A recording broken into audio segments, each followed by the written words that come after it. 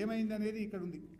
Special CS Telangana stated that board can't have this working arrangements continuously and board is not empowered to make any working arrangement without consensus and refuses to accept the working arrangement of 6634 and demands for sharing of 50-50 and requested to address the issue of to DOWR, RD and GR.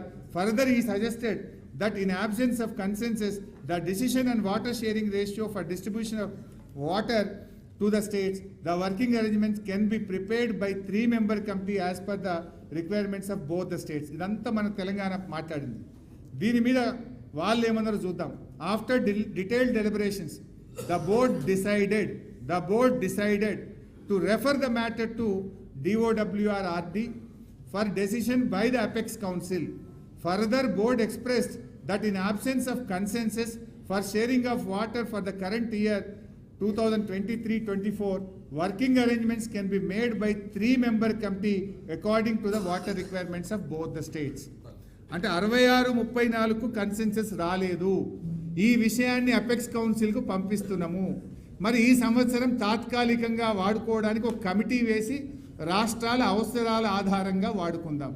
అంటే మనం అంత గట్టిగా కొట్లాడితే ఈ decision వచ్చింది to the water requirements of both the states as and when.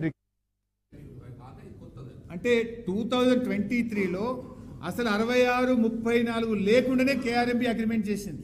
ఎందుకు ఈ point stress చేస్తున్నా అంటే మనం పోయినాక మళ్ళీ వీళ్ళు వచ్చి తెచ్చిరు దాన్ని కొట్లాడి 6634 లేకుండానే మనం ఈ కేఆర్ఎంబి 17th బోర్డు మీటింగ్లో మనం మీట్ చేసుకున్నాం. రేవంత్ రెడ్డి అంటాడు 2020లో పర్మనెంట్గా రాసి ఇచ్చిండు అంటాడు. మీరు చూడండి 2023లో అసలు 6634ను ఎత్తేయించిందే బీఆర్ఎస్ ప్రభుత్వం. కంటిన్యూస్గా 21-22లో కొట్లాడినాం, 22-23లో కొట్లాడినాం, 23-24లో కొట్లాడినాం, 50-50 ఇవ్వాలని 28 ఉత్తరాలు రాసినాం. 66-34 లేకుండానే ఇది మనం సాధించినాం. అపెక్స్ కౌన్సిల్కు మ్యాటర్ రెఫర్ అయింది. ఇప్పుడు చూడండి 25 మనం పోయి కాంగ్రెస్ ప్రభుత్వం వచ్చింది. కాంగ్రెస్ ప్రభుత్వం ఏం చేసింది? ఇది వాళ్ళు చేసుకున్న agreement. After detailed deliberation the board decided that sharing of water between both the states may be followed 6634 for the current water year 24-25. 66-34 చేసుకున్నారు అని మన మీద మాట్లాడినరా? మరి మీరెందుకు చేసుకున్నారు? మీ ప్రభుత్వం వచ్చినాక ఎందుకు చేసింది? మీకంటే ముందు సంవత్సరం 2023-24లో బీఆర్ఎస్ పోరాడి 66-34ను తొలగించి అపెక్స్ కౌన్సిల్కు రెఫర్ చేసి ఆ 66-34 లేకుండా ఏ రాష్ట్రానికి ఎన్ని నీళ్ళలో 3-men కమిటీ ఆధారంగా వాడుకోవచ్చు అని మేం చేపిస్తే మళ్ళీ మీరు వచ్చి దాన్ని తీసేపించి 66-34 తెచ్చిందే కాంగ్రెస్. ఇప్పుడు చెప్పండి, మరణ శాసనం రాసింది ఎవరు? మీరు కాదా? 66-34 లేకుండా మేము అగ్రిమెంట్ చేసినాం పోరాడి మీరు వచ్చి మళ్ళీ 66-34ను మళ్ళీ తీసుకొచ్చింది కాంగ్రెస్ పార్టీ. ఇది ఒకసారి ఆయన వీడియో కూడా వినండి. మనం 6634 ఏదైతే 1 year కోసం ఒప్పుకున్నాము 2015లో దాన్ని అట్లాగే కంటిన్యూ చేస్తున్నారు. ఎట్లాగో ఇప్పుడు KWDT2 ఉంది కాబట్టి దాని టర్మ్స్ ఆఫ్ రిఫరెన్స్లో ఈ అలొకేషన్ ఆఫ్ వాటర్స్ ఉంది. ఆ అలొకేషన్ ఆఫ్ వాటర్స్ డిసైడ్ అయ్యేంత వరకు రిజిస్టర్ అవుతాట 6634 అవ్వకూడదు అని.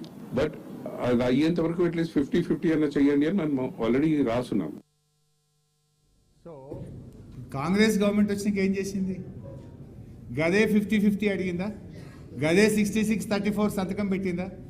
మేము 6634 లేకుండా 2023లో వర్కింగ్ అరేంజ్మెంట్ చేస్తే తిరిగి 66-34 తెచ్చింది. ఏదైతే బీఆర్ఎస్ 50-50 ఇవ్వాలని 28 లేఖలు రాసిందో వాళ్ళు కూడా గదే చెప్పింది. అంటే వీటన్నిటికీ పరిష్కారం సెక్షన్ 3 కింద కృష్ణా జలాల పునఃపంపిణీ. అది సాధించిండు కేసీఆర్.